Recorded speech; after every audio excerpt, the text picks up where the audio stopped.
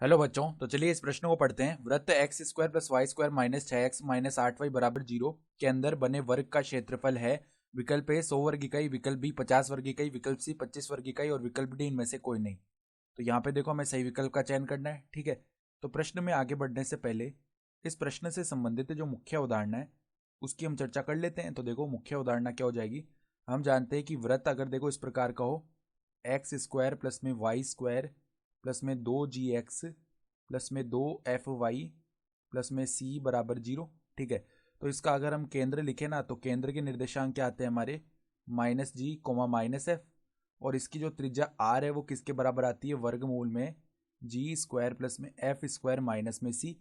तो अब देखो हमारे पास में वृत्त का समीकरण क्या दिया हुआ है, एक्स स्क्वायर प्लस में y square minus 6x minus 8y बराबर में 0।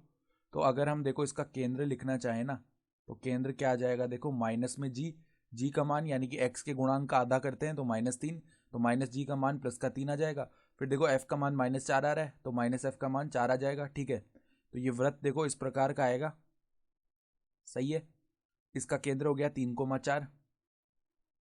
अब देखो अगर हम इसकी त्रिज्या निकाल लें तो क्या आ जाएगी, वर्गमूल में देखो जी स्क्वायर प्लस एफ स्क्वायर यानी 9 प्लस में 16 माइनस में सी का पद तो है ही नहीं, अचर पद नहीं है, तो ये देखो कितना आ गया, वर्गमूल 25 यानी कि 5 इकाई। ये इसकी क्या आ जाएगी, त्रिज्या आ जाएगी।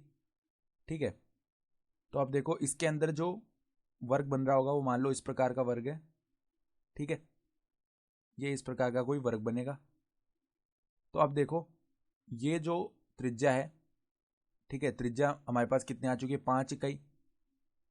ठीक है, तो अगर ये 5 आ रही है तो ये भी 5 ही आएगी।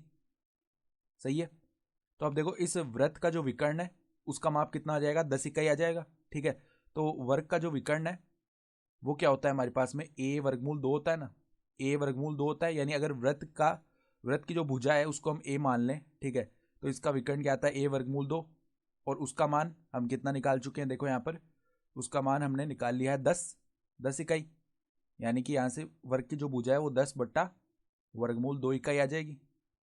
सही है, तो अब देखो वर्ग का अगर हम क्षेत्रफल लिख रहे हैं, ठीक है, उसको हम ए बोलें तो वो क्या आता है, भुजा गुणा भुजा, यानी 10 बट्टा वर्गमूल 2 गुणा में 10 बट्टा वर्गमूल 2।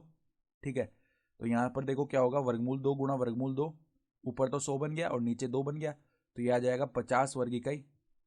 सही है, तो 50 वर्ग इकाई जो है वही हमारा क्या हो जाएगा, उत्तर हो जाएगा। यानी कि हम विकल्प देखें तो विकल्प बी जो है हमारा सही विकल्प हो जाएगा। तो आशा करता हूँ कि आपको ये प्रश्न समझ में आया होगा। धन्यवाद।